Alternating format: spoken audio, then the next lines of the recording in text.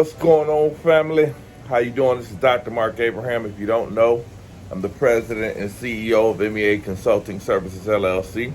We're one of the fastest growing consulting companies in the country, and we specialize in training school leaders to lead with a primary focus on increasing graduation rates for young men of color. Listen, no matter where you are, do me a favor. I want you to repeat this after me. I need you to say it loud. I need you to say it proud. Come on now. I know you're out there. I need you to say this with me. Black males and Latino males and our brown males can graduate high school at 80, 90, and 100%. It is possible, and it can happen in your school, and it can happen in your district. Listen, family, today we're talking, as you can see, I'm not in the traditional location that I'm at. I'm always all over, but I'm in the beautiful country of Dominican Republic, and but I committed myself to doing this work, and I don't have my stands. I'm holding my phone with my hand right now. But I committed to do this work and committed to give you strategies, school leaders, to make you successful. So we have been every week providing you content so that you can have strategies that you can apply so you can be successful in your school. Practical strategies, not like theoretical concepts where it's, just all of this like, okay, it's theory, so how do I apply it? Oftentimes I hear many people talk from that perspective.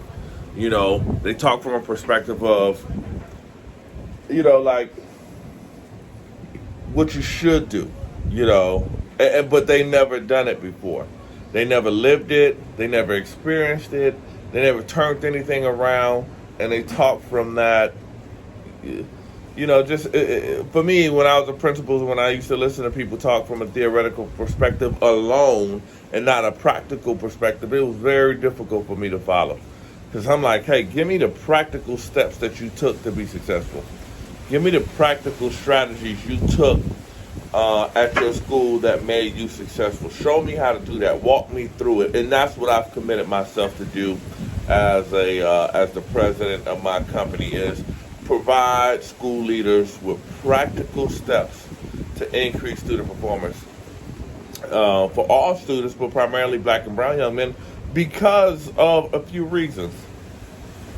When I tell principals, you know my passion, you know my why. If you follow me, you know that. But when schools are failing, when schools are on those naughty lists,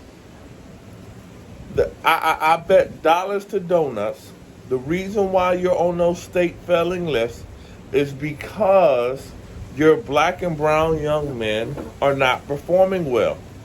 They're not performing well in the graduation rates. They're not performing well in the math scores and the reading scores.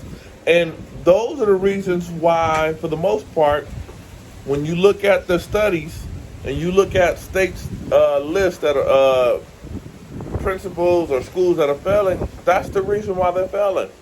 They have performance indicators, and those performance indicators say that subpopulation isn't doing well. But that subpopulation doesn't do well. I'm sorry, holding his phone. That subpopulation is not doing well across the country, though, right?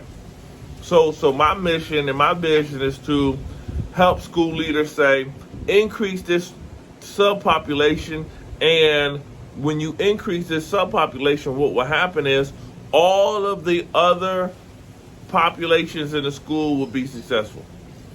So you want to make sure that you're doing that, and I give you strategies to make sure that happens. So principals, school leaders, as you know, and you may not know, I have a book coming out, What Success Looks Like, Strategies to Increase Graduation Rates for Young Men of Color. That should be coming out this summer, published by Rowman and Littlefield, one of the largest publishers in the country. And that book, again, we talk about the 10 steps. 10 steps. If you do these 10 steps, your graduation rates for young men of color will increase significantly. Guaranteed. Follow the blueprint. Follow the research. Because when I talk about the work that I'm doing, it's not just like, oh, Dr. Abraham did it at his school. No, it's I did it. Let me show you how I did it. Let me show you how others have done it before me. I looked at all of the successful principles around the country, all of the successful strategies that principals are using to increase student performance for this subpopulation, and I bottled it up. I used the secret sauce myself. I used it myself, and then now I'm giving you the secret sauce. It's nothing like getting some secret sauce. You know, your mom and them, auntie and them make that great recipe, and you say, Mom and them, how you do that? And especially if you're a daughter-in-law, Mama don't want to give you them secrets, right? You didn't even get in, you know, but you love the way Mama make carrot cake or chili or collard greens, and you ask your mama how, and she say, well, baby, you the daughter-in-law. She say, I'll tell you later. I'll get back to you later, right? You know? But I'm giving you the secret sauce. And I know people are going to be upset, but I'm bottling it up. There's no more reason. There will be no reason for there to be any failing schools around the country anymore. There's no reason for there to be any failing schools around the country anymore. The failing schools are over. Pick up the book, pre-order the book. You're going to have it in your hand. Follow the step-by-step guide. Follow that to the T. It's going to be the blueprint for you. It's going to be your map. Stay on the course, and I guarantee you will have higher student performance in your school. It's a great book. So, principals, let's get into the work. You say, Dr. Abraham, you look like you in paradise right now. Oh my goodness, the Caribbean is paradise. I love coming to the islands. I love, just enjoying the sunshine and going to countries where we just see so much, beauty with the ocean, with the sun, the palm trees. I live in Buffalo, New York, so, we don't get, it's freezing right now. It's cold. It's brick, they say. So, we have a lot going on, principals. We have, especially in urban schools. We're talking about urban schools now. We have unions fighting, right? Not wanting to go back to school. Unions are saying the school isn't safe. Teachers are disgruntled. They don't want to go back to school. They say school isn't safe. Some administrators saying school isn't safe. And then we have kids not being properly educated. I don't care what anybody says. You don't have to inbox me. You can't persuade me to think that kids are getting educated at the same level on Zoom as they are in person. If that's the case, give me my money back to all of these student loan people that kept me in school all this time. I need my money back. I need a refund. So it's not they're not getting the same education. 3 out of 4 urban schools are saying that they're going to stay remote. We got people. I think we're up to over 400,000 people died of COVID. Black and brown people have been impacted by COVID. About over 60% of black and brown families are saying that they don't have enough to put the normal resources in the house, food on the table. We have 14 million people facing eviction right now. 14 million people. We got teachers and family members and everyone facing some type of hardship, some type of difficulty.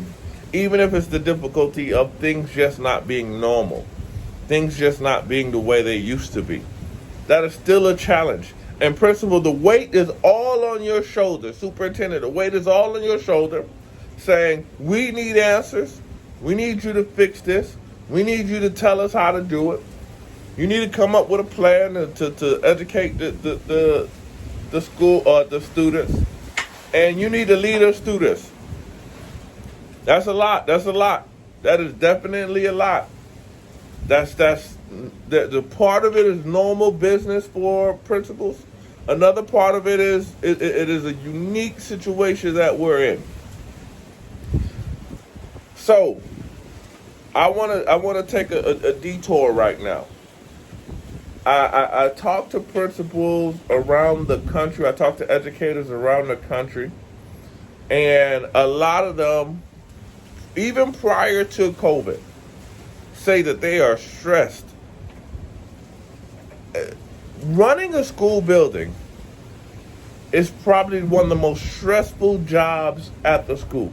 If you are a school principal and you're a leader of a building, it's probably the most stressful job in the building because everything falls on your shoulder, principal. Everybody is looking to you, right? Like, so it's not like when you have your assistant principals, they work for you. They answer to you.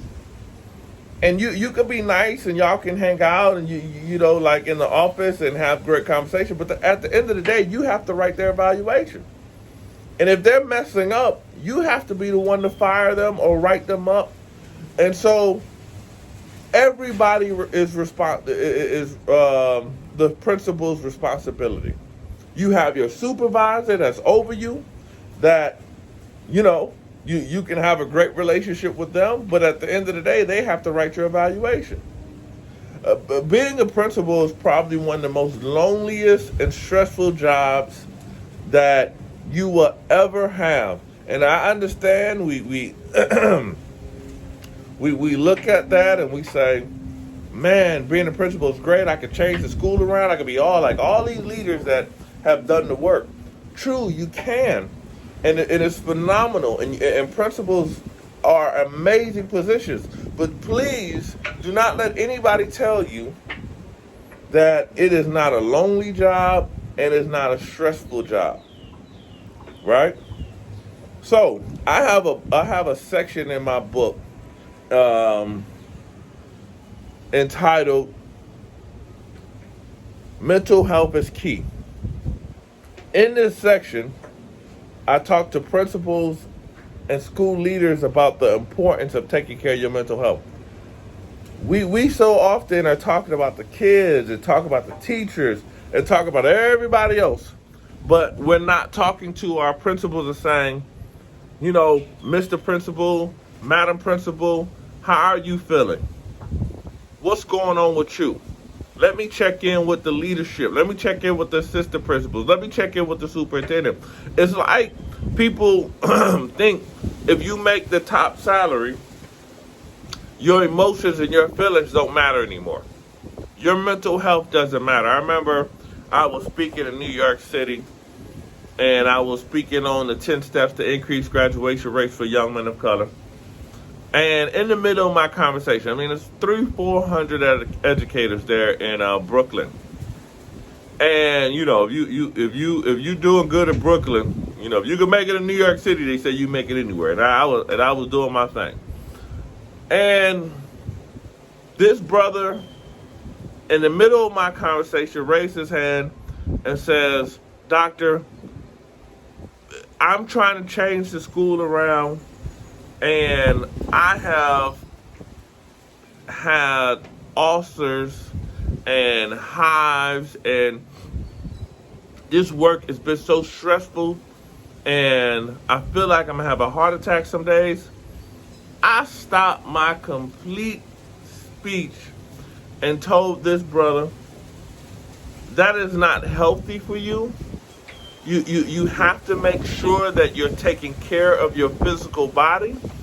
And if you die, and I asked him, I said, hey, do you got family at home?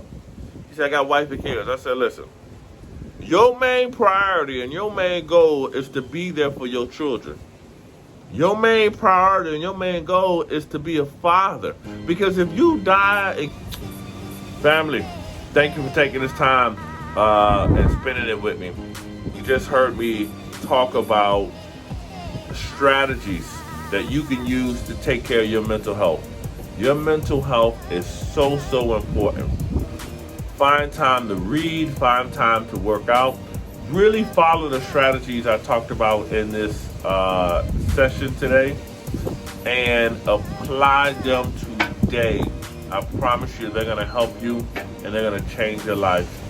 If you need to talk to me, I'm here for you.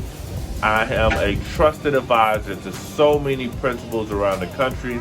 You have somebody who's done it and that knows the strategies and that's willing to work with you so that you can be successful in your school. Until next time, this is Dr. Mark Abraham. I appreciate you. I love you. Peace.